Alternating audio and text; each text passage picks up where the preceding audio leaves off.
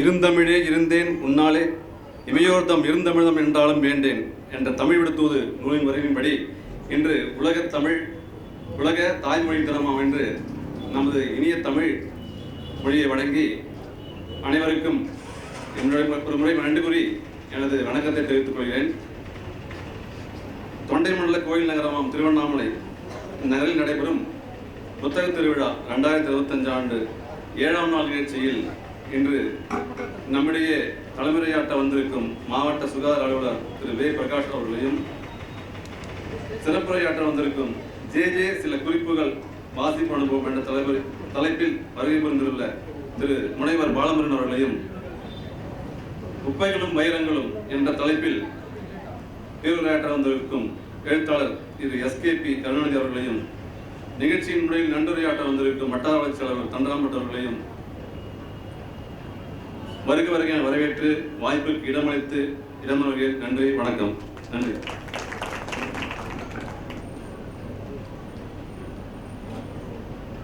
ரொம்ப அருமையான சுருக்கமான உரை. இது மாதிரி பேசுனா எப்பவுமே பேச்சாளர்களுக்கு ரொம்ப சந்தோஷமா இருக்கும். ஏன்னா என்ன மாதிரி பேசிட்டே இருந்தா எல்லாம் கடுப்பாவாங்க. நீ அவர் பேசுறதே 4 நிமிஷம் தான், ஆனால் நீ அதோட அதிகமாக பேசுற அப்படின்னு நிறைய பேர் கீழே சொல்லுவாங்க. ஆனால் அது பேசி ஆக வேண்டிய கட்டாயம் இருக்கு. அவங்க குலுங்கி சிரிக்கிறாங்க இல்லைங்களா? இப்போ அடுத்ததாக நாம் பாலமுருகன் ஐயா அவரை பற்றி சொல்லணும் அப்படின்னு சொன்னால், சொந்த ஊர் மயிலாடுதுறை பக்கத்தில் இருக்கிற ஒரு கிராமம். இப்போ கிட்டத்தட்ட பல ஆண்டு காலமாக திருவண்ணாமலையில் தங்கியிருக்கிறார். எம்எஸ்சி எம்ஃபில் பிஹெச்டி படிப்பை முடித்து அரசு கல்லூரியில் கணிதத்துறை தலைவராக இருக்கிறார். ரொம்ப முக்கியமான விஷயம் தான் இதில் கவனிக்க வேண்டிய விஷயம், பணி நிறைவு. அதுக்கு அடுத்ததாக 30 வருஷம் கிட்டத்தட்ட கணிதத்துறை தலைவராகவும் பல்வேறு பொறுப்புகளில் இருந்திருக்கிறார். இவரிடத்தில் ஆய்வு மேற்கொண்டு பிஹெச்டி பட்டம் பெற்றவர்கள் கணிதத்தெல்லாம் அவ்வளோ சீக்கிரம்லாம் வாங்கிட முடியாது. கணக்கில் பிஹெச்டி வாங்கிறதுங்கிறது எவ்வளோ பெரிய விஷயம். 8 பேர் வாங்கியிருக்காங்க. எம்ஃபில் பட்டம் மட்டும் 45 பேர் வாங்கியிருக்காங்க. இதுவரை 56 ஆய்வு கட்டுரைகள் வெளியிடப்பட்டிருக்கிறது. ரொம்ப முக்கியமான விஷயம் தான், கவனிக்க வேண்டிய விஷயம். 56 ஆய்வு கட்டுரைகள் இவர் மூலமாக வெளியிடப்பட்டிருக்கிறது. சென்னை பல்கலைக்கழகத்தில் அகாடமிக் கவுன்சில் மெம்பர், திருவள்ளூர் பல்கலைக்கழகத்தில் பாடத்திட்ட வல்லுநர் குழுவில் இருக்கார். அவர் ஏற்படுத்தின சில செயல்பாடுகள் தான் விழுந்து கிடந்த திருவள்ளுவர் பல்கலைக்கழகத்தை எழுந்து நிற்க வைத்தது என்று சொல்ல வைக்கலாம். அப்படி ஒரு மிகப்பெரிய செயல்பாடுகளை செய்தவர் தான் நம்முடைய ஐயா பாலமுருகன் அவர்கள். நீங்கள் நிறைய இதழ்களில் பார்த்துருப்பீங்க. அவர் ஒரு இதழில் தொடர்ந்து வாரம் வெளிவந்த அந்த ஜே சில குறிப்புகள் தொடர்ந்து வாசித்திருக்கிறார்.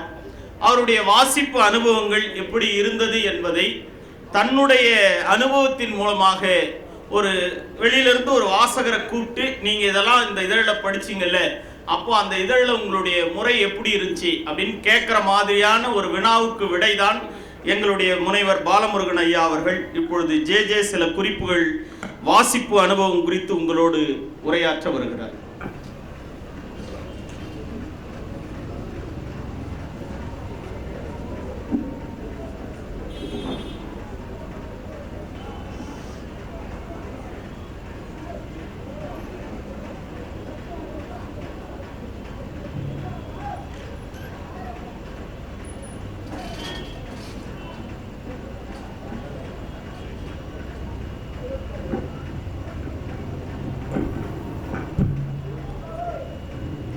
மேடையில் இருக்கும் அனைவருக்கும், கற்றறிந்த அனைவருக்கும் மாலை வணக்கம். குறிப்பாக எஸ்கேபி கருணா அவர்களுக்கு என்னுடைய பணிவான வணக்கங்களை தெரிவித்துக் கொள்கிறேன். கீழே இந்த புரோகிராமை ரசித்து கொண்டிருக்கின்ற அனைவருக்கும் ஒரு மாலை வணக்கம் கூறி, என்னுடைய அந்த ஜே சில குறிப்புகள் புத்தகத்தினுடைய வாசிப்பினுடைய அனுபவம் எவ்வாறு இருந்தது என்பதை தங்களுக்கு ஒரு சிறிய உரையின் மூலமாக பகிரலாம் என்று வந்திருக்கிறேன். வழக்கமாக நான் கணிதத்துறையை சேர்ந்தவன். உங்களுக்கு பெரும்பாலும் தெரியும், கணிதத்துறையை சேர்ந்தவர்கள் இது போன்ற ஒரு இலக்கிய படைப்புகளை வாசிப்பது என்பது மிகவும் குறைவாக இருக்கும். ஏன்னா நானும் அனுபவத்தில் நான் பார்த்துருக்கிறேன். இந்த வாசிப்பு அனுபவம் என்பது எவ்வாறு எனக்கு கிட்டியது, எப்படி இந்த ஜே சில குறிப்புகள் என்ற புத்தகத்தை வாசிக்க நேர்ந்தது என்பதை மட்டும் ஒரு சிறிய உரையாக கூறி விடைபெறலாம் என்று நினைக்கிறேன். வழக்கமாக நான் புத்தகங்களை இரவல் வாங்கி படிப்பதில்லை. புத்தகங்கள் எப்பொழுதும் நான் ஒரு புத்தகத்தை வாசிக்க விரும்பினால் அதை புதிதாக வாங்கி அந்த வாசனையை நுகர்ந்து படிப்பதுதான் என்னுடைய பழக்கம். படித்து முடித்த பிறகு என்னுடைய நான் நிறைய புத்தகங்கள் வாங்குவோம். ஒரு 20-25 வருட காலமாக ஒவ்வொரு மாதமும் என்னுடைய அந்த மாதாந்திர சம்பளத்திலிருந்து ஒரு குறிப்பிட்ட தொகையை புத்தகங்களுக்காக நான் செலவழிப்பேன். அது என்னுடைய கணித புத்தகமாக இருந்தாலும் சரி, அல்லது இது போன்ற இலக்கிய தரம் வாய்ந்த புத்தகங்களாக இருந்தாலும் சரி, சில புத்தகங்களை நான் ஒவ்வொரு மாதமும் வாங்கி விடுவது என்னுடைய பழக்கம். புத்தகங்களை வாசித்த பிறகு அது புது புத்தகமாக இருந்தால் அந்த வாசனையை நுகர்தலே ஒரு பெரிய ஒரு வாசிப்புக்கான ஒரு முதல் கல்லாக முதல் மைல் கல்லாக நான் அதை எடுத்துக்கொள்வேன். வாசித்த பிறகு நான் ஒவ்வொரு புத்தகத்தையும் என்னுடைய அலமாரியில், நான் அந்த வரவேற்பு அறையில் முன்னாடி வச்சிருப்பேன். வருகின்ற நண்பர்கள் அல்லது உறவினர்கள் புத்தகங்கள்லாம் நீங்கள் வாசிப்பீங்களா அப்படின்னு கேட்பது உண்டு. நான் உடனடியாக அடுத்து சொல்லுவேன், நீங்கள் அதை போய் பாருங்கள், அதில் எந்த புத்தகம் உங்களுக்கு பிடிச்சிருந்தாலும் நீங்கள் எடுத்துக்கங்க அப்படின்னு சொல்லி அதுபோன்று பல புத்தகங்களை நான் என் நண்பர்களிடமும் என்னுடைய உறவினர்களிடம் நான் படிக்க கொடுத்துருக்கிறேன். அதுக்காக தான் என்னுடைய வரவேற்பறையிலே, என்னுடைய பெட்ரூம்லேயும் கொஞ்சம் கலெக்ஷன் வச்சுருப்பேன், வரவேற்பறையிலையும் கொஞ்சம் கலெக்ஷன் வச்சுருப்பேன். பாதிக்கு மேற்பட்ட புத்தகங்கள் இதுபோன்று என்னுடைய நண்பர்களுக்கும் என்னுடைய உறவினர்களுக்கும் வாசிக்க கொடுப்பது தான் என்னுடைய பழக்கம். இந்த ஜே சில குறிப்புகள் ஒரு 20 வருடத்திற்கு முன்னதாக இது 78 வந்த புத்தகம். 78 அவர் எழுதி 81 வெளிவந்த புத்தகம். இந்த புத்தகம் ஒரு 20 வருடத்திற்கு முன்னதாகவே இந்த புத்தகத்தை நான் வாசித்தேன். அதற்கு பிறகு பல தடவை வாசிக்க நேர்ந்தது. இருந்தாலும் இப்பொழுது இந்த தலைப்பை கொடுத்து இது தொடர்பான ஒரு வாசிப்பு அனுபவத்தை பகிர்ந்து கொள்வதற்காக சொன்னார்கள். உடனடியாக இந்த புத்தகத்தை நான் ஆன்லைனில் பதிவு செய்து ஒரு 20 நாட்களுக்கு முன்னதாகவே வாங்கி மீண்டும் ஒரு மறுவாசிப்புக்கு உள்ளாக்கினேன் இந்த புத்தகத்தை. ஒரு அறிஞன் சொன்னதாக, யாருன்னு பேர் தெரியாது, ஒரு அறிஞன் சொன்னதாக எனக்கு ஞாபகம் வருகிறது. புத்தகங்கள் மட்டும் இல்லை என்றால் நான் என்றோ தற்கொலை செய்து கொண்டிருந்திருப்பேன் அப்படின்ட்டு ஒரு பெரிய ஒரு அறிஞன் சொன்னதாக எனக்கு ஞாபகம் வருகிறது. அதே போல போதும் என்று நொந்து உள்ளீர்களா, ஒரு புதிய புத்தகத்தை வாசியுங்கள் என்று இங்கர்சால் சொல்லியிருக்கிறான். ஸோ இந்த ஒரு இன்ட்ரோவோட நம்ம சில இந்த புத்தகம் தொடர்பான விஷயங்களை நான் பகிர்ந்து கொள்கிறேன். முதலில் இந்த வாய்ப்பை நல்கி கொடுத்த என்னுடைய நண்பரும் எழுத்தாளரும் ஆகிய பாவா செல்லத்துறை அவர்களுக்கு நான் நன்றி சொல்ல கடமைப்பட்டுள்ளேன். என்னை ஒரு தீவிர வாசிப்பிற்கு உட்படுத்தியதும் அவர்தான். ஸோ அதற்காகவும் அவருக்கு 2ஆம் முறை நான் நன்றி சொல்ல கடமைப்பட்டுள்ளேன். இந்த புத்தகத்தை எவ்வாறு எனக்கு இது படிக்கிறதுக்கான ஒரு அனுபவம் கிடைத்தது என்றால், ஒரு 20 வருடத்திற்கு முன்னால் ஒரு பாபாவோட ஒரு மாலை நேரத்தில் ஒரு உரையாடி கொண்டு அந்த உரையாடலை முடிக்கின்ற தருவாயில் ஏதாவது ஒரு நல்ல புத்தகம் வாசிப்பதற்காக கொடுங்கள் அப்படின்னு கேட்டேன். அதற்கு முன்பு வரை பெரும்பாலும் ரொம்ப ஒரு இலக்கிய தரம் வாய்ந்த புத்தகங்கள் நான் வாசித்தது கிடையாது. உங்களுக்கெல்லாம் தெரியும், அந்த காலத்தில் எழுத்தாளர்கள்னா சில எழுத்தாளர்களுடைய பெயர்கள் தெரியும், பாக்கெட் நாவல்லாம் வர்றது தெரியும், ரொம்ப கலகலப்பான நாவல்கள்லாம் இருக்கிறது தெரியும். அது போன்ற நாவல்களை நானும் படித்து பழக்கப்பட்டிருக்கிறேன். குறிப்பாக சொல்லப்போனால் இந்த thriller crime novels, Rajendra Kumar, Rajeshkumar இது போல நாவல்கள்லாம் படித்து பழக்கப்பட்டது உண்டு. அது போன்ற ஒரு வாசிப்பு தளத்தில் இருந்த அனுபவம் தான் எனக்கு. இந்த பவாவிடம் கேட்டப்ப அவர் ஒரு சம்பாஷணை செய்தார். சுந்தர ராமசாமி என்ற எழுத்தாளர் உங்களுக்கு ஏதாவது தெரியுமா அப்படின்னு கேட்டார்.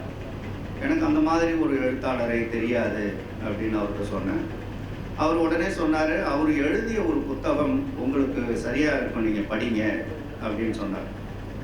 அப்பொழுது அவர் எடுத்து இந்த ஜே சில குறிப்புகள் என்ற புத்தகத்தை தந்தார். உங்களுக்கு பார்க்கறதுக்கு தெரியும்.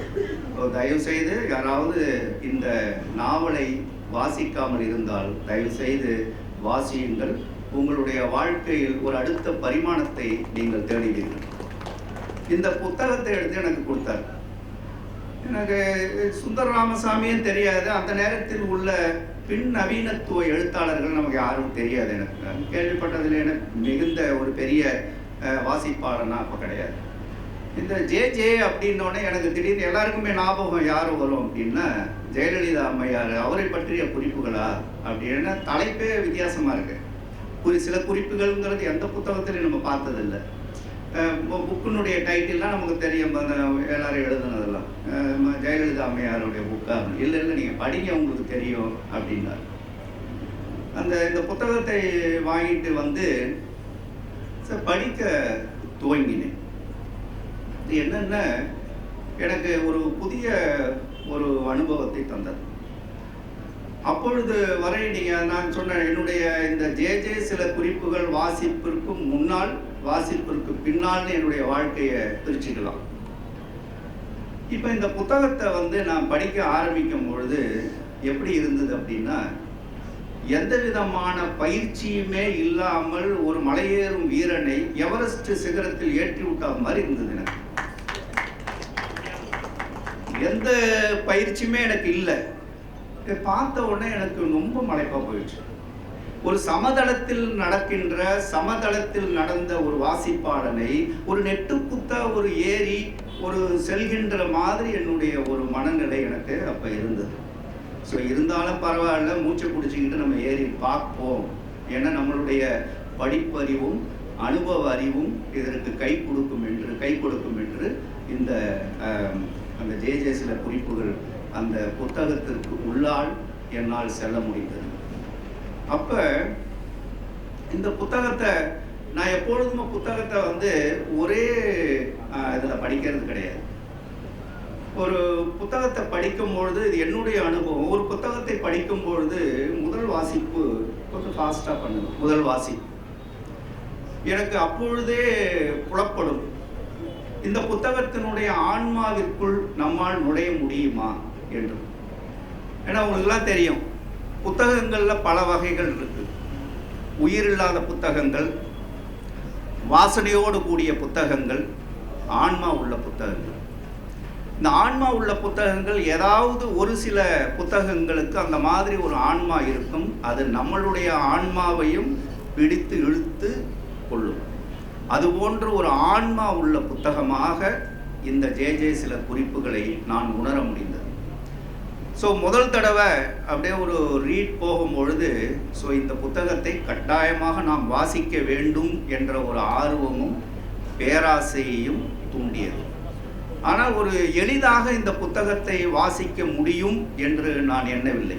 ஏன்னா அந்த புத்தகத்தில் இருக்கக்கூடிய விஷயங்கள் அந்த மாதிரி ஒரு எளிதாக நம்மளால் வாசிக்க முடியுமா என்று பல தடவை என்னால் அந்த ஒரு முதல் ரீடு, ஒரு ஃபாஸ்ட் ரீடு, அப்படியே ஒரு ரஷ் த்ரூ பண்ணும்பொழுது ஒரு தெளிவில்லாத நிலை முதல்ல எனக்கு தெரிந்தது.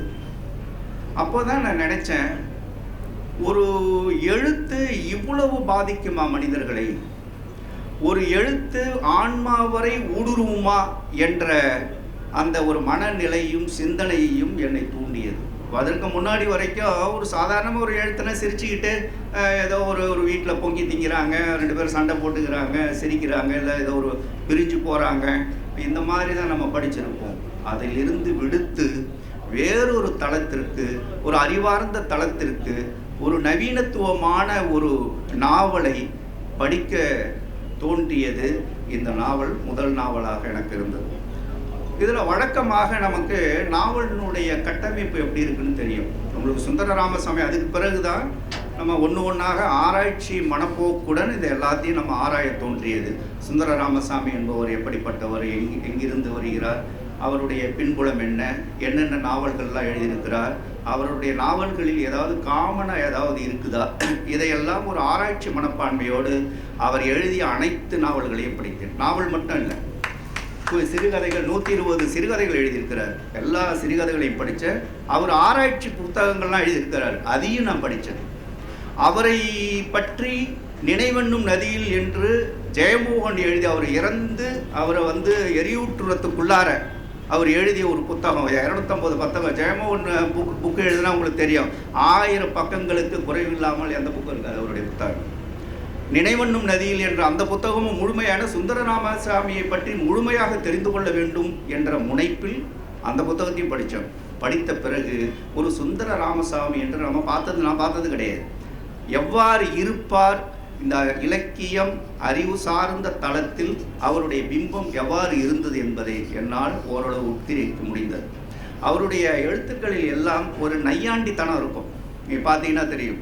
அந்த நையாண்டித்தனம் இல்லை என்றால் அவருடைய எந்த புத்தகத்தையும் நம்மளால் வாசிச்சிருக்கவே முடியாது. அந்த நையாண்டித்தனம் தான் துவக்கத்திலிருந்து கடைசி வரைக்கும் நமக்கு அவருடைய அந்த அறிவு சார்ந்த புத்தகங்களை வாசிப்பதற்கான ஒரு இடம் கொடுக்கப்பட்டது. இந்த புத்தகத்தில் பார்த்தீங்கன்னா வழக்கமான கதை புத்தகம், இது ஒரு கதை புத்தகம் தான். இது ஒரு கதை புத்தகம் தான். சில குறிப்புகள் போட்டிருந்தாலும் இது ஒரு நவீனம் தான். புதினம் நவீனம்னு சொல்கிற முடியாது, ஒரு கதை தான். ஆனால் வழக்கமான கதையில் நமக்கு தெரியும் என்ன இருக்கும், கதாபாத்திரங்கள் இருக்கும், அவங்க பேசுறது இருக்கும், இது போன்ற அமைப்புகள் இருக்கும், குரோனாலஜிக்கலாக இருக்கும், வரிசையாக இருக்கும். ஆனால் இந்த புக்கில் பார்த்தீங்கன்னா அந்த மாதிரியான எந்த கதை அம்சமே கிடையாது. ஒரு கதையே கிடையாது. இதில் ஒரு கதை என்று ஏதும் இல்லை. ஆனாலும் ஒரு கதையை உள்ளடக்கி இருக்கிறது. நான் கதை இல்லைங்கிறது என்னென்ன, வழக்கமான பாணியில் எழுதக்கூடிய கதை என்று நினைத்து கொண்டு இந்த புத்தகத்தை திறந்தீர்களானால் அல்லது வாசிப்பிற்கு உள்ளானினால் ஆனால் நீங்கள் கட்டாயமாக ஏமாந்து போவீர்கள். இதில் அது போன்ற ஒரு குடும்ப கதையோ மூக்க சிந்தி போடுறதையோ கண்ணிலிருந்து மலையாக கண்ணீர் வரக்கூடிய கதையோ அல்ல. இது ஒரே ஒரு நம்மளுடைய உறுப்புக்கு மட்டும் ஒரு தீனியாக இருக்கும்.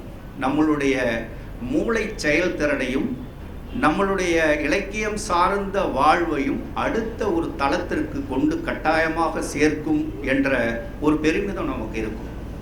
நானும் ஜே சில குறிப்புகள் புத்தகம் படித்திருக்கிறேன் என்று மாறுதட்டி கொள்ளலாம்.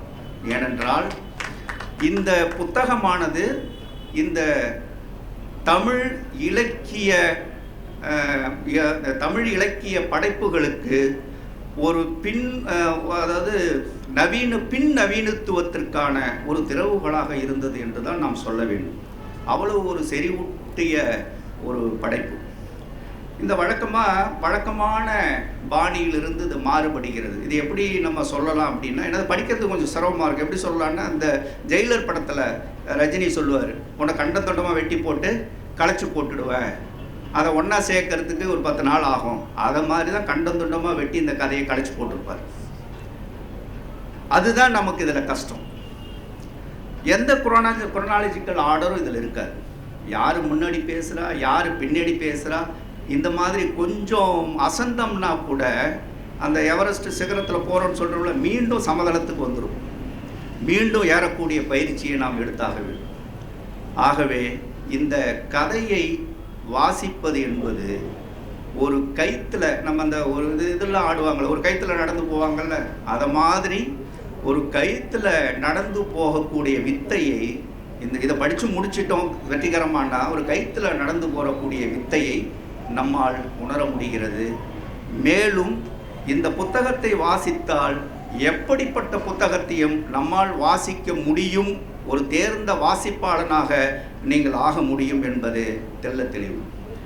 மேலும் அவர் சொல்கிறார், என்ன சொல்கிறாருன்னா, இது வழக்கமான கதை, வழக்கமான நவீனம் இது கிடையாது.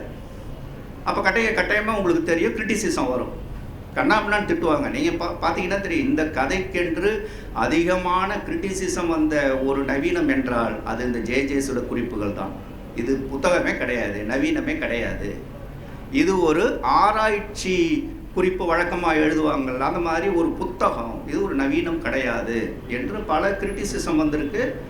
அதுக்கு இல்லைன்னு ஒரு மறுமொழியெல்லாம் கூட ஜெயமோகன்லாம் கொடுத்துருக்கிறாரு. நான் இந்த மொத்த பிளாக்கையும் படிச்சு இது தொடர்பான மொத்தத்தை நானும் ஆராய்ச்சி பண்ணேன். அது ஜெயமோகன் ஒரு எதிர்மறுப்பும் கொடுத்துருக்காரு, இல்லை அப்படி. அடுத்தது இது காப்பி அடித்த புக்கு அப்படின்னு சில பேர் சொன்னாங்க. இது எல்லாம் இலக்கிய தளத்தில் கட்டாயமாக வரக்கூடிய ஒன்று தான் இது. அது எல்லாரும் இது. ஆனால் அதுக்கு ஒரு மறுமொழி அவரே அந்த புத்தகத்தில் கொடுத்துருக்கிறார் சுந்தர ராமசாமி. பாருங்களேன், என்னென்ன உருவங்களை நிரப்பினால்தான் படைப்பா. உருவங்கள்னா தெரியும் உங்களுக்கு, உருவங்கள் நிரப்பினால்தான் படைப்பா அப்படின்னா அந்த கதாபாத்திரங்கள், இந்த கதாபாத்திரங்களை மட்டும் வச்சுக்கிட்டு எழுதுறது தான் கதையா? உண்மைக்கு புதிய பரிமாணத்தை ஏற்றும் சிந்தனையின் பீரிடும் தெரிப்புகள் படைப்பின்றி வேறென்ன? ஸோ இதுவும் ஒரு கதை தான். வெறும் கதாபாத்திரங்களை வைத்து நிரப்பிக்கொண்டு ஒரு வீடும் ஒரு அழுகை குரலும் இது போன்ற விஷயங்களை மட்டுமே வைத்து எழுதுகின்ற படைப்புகள் தான் படைப்புகளா? இல்லை, நான் எழுதுவதும் படைப்பே என்று அவர் தன்னை நிலைநிறுத்திக் கொள்கிறார். ஏன்னா அவருக்கு தெரியும் சுந்தரசாமி ஒரு பெரிய அறிவார்ந்த ஒரு எழுத்தாளர், இந்த மாதிரி கிரிட்டிசிசம்லாம் வரும், இதையும் எடுத்துக்கொள்ளுங்கள், இது ஒரு நவீனம்தான் என்று அவரே அந்த எழுத்தில் உள்ளார். அந்த ஜெய சில குறிப்புகள் புத்தகத்திலேயே அவர் குறிப்பிடுகிறார். இது போன்ற எழுத்துக்கள் எல்லாம் மேலை நாடுகளில் வந்திருக்கின்றன. மேலை நாட்டு இலக்கியங்களில் இது போன்ற நாவல்கள் எல்லாம் வந்திருக்கிறது. இங்கு ஒரு புது மாதிரியான இந்த நாவலை பார்த்தவுடன் இந்த மாதிரி கிரிட்டிசிசம் வருங்கிறது அவரே சொல்லியிருக்கிறார். அடுத்தது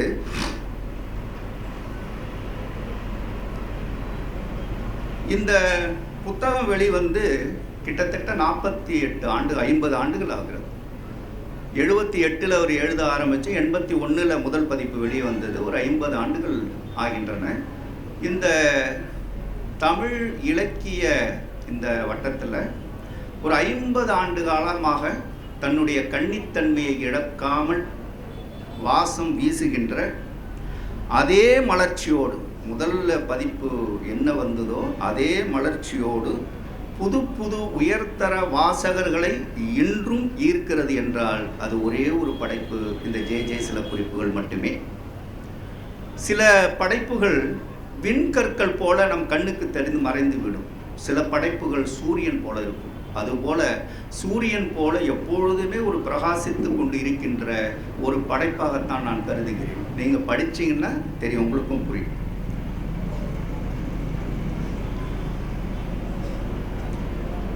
அடுத்து இதுல புரியாது, பல இடங்கள்ல புரியாது. அதை புரியறதுக்கு நம்ம ஒரு பெரிய ஆராய்ச்சி செய்ய, நிறைய விஷயங்கள் இந்த இலக்கிய இந்த எழுத்தாளர்களோடு தொடர்புடைய சில விஷயங்கள் நமக்கு தெரிந்தால்தான் இந்த நவீனத்தை முதல்லிருந்து கடைசி வரைக்கும் நம்மளால் படித்து முடிக்க முடியும். அப்படி இது புரியாது. அதுக்கும் அவரே ஒரு சொல்யூஷன் உள்ளார சொல்கிறார். நீங்கள் என்னென்னலாம் தேவைன்னு நினைக்கிறீங்களோ எல்லாமே இதில் இந்த புக்கிலேயே இருக்கும். அதில் சொல்கிறாரு, புரியாத எழுத்தில் 2 வகை உண்டு. புரியாத எழுத்தில் 2, இது எல்லாமே உள்ளார அந்த கதையிலேயே இதெல்லாம் வரும். அவருடைய அந்த வியாக்கியானங்கள்லாம் அந்த கதையிலே வரும். புரியாத எழுத்துக்கள் 2 உண்டு. ஒன்று அசிரத்தை ஏற்படுத்துவது, ரொம்ப போர் அடிக்கிறது. இன்னொன்று ஆர்வத்தை ஏற்படுத்தக்கூடியது.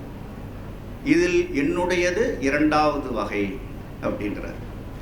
ஸோ இது புரியாது தான், நமக்கு ரொம்ப சிரமமாக தான் இருக்கும், ஒரு கஷ்டமாக தான் இருக்கும். இருந்தாலும் ஒரு ஆர்வத்தை ஏற்படுத்தக்கூடிய ஒரு புதினம் இது. இந்த புதினம், இந்த நாவல் எதுக்கு எழுதுகிறேன் அப்படின்னு அதுலேயும் அவர் நீங்கள் பார்த்தீங்கன்னா இந்த நாவலினுடைய ஒரு முழுமையான நாவல். இது கொஞ்சம் சிரமப்பட்டாலும் கூட ஒரு 2-3 தடவை ஒரு வாசிப்பில் ஈடுபடுத்திட்டிங்கன்னா நீங்கள் அது ஒரு பெரிய இதில் இருக்கக்கூடிய விஷயங்கள் நிறைய புலப்பட ஆரம்பிக்கும்.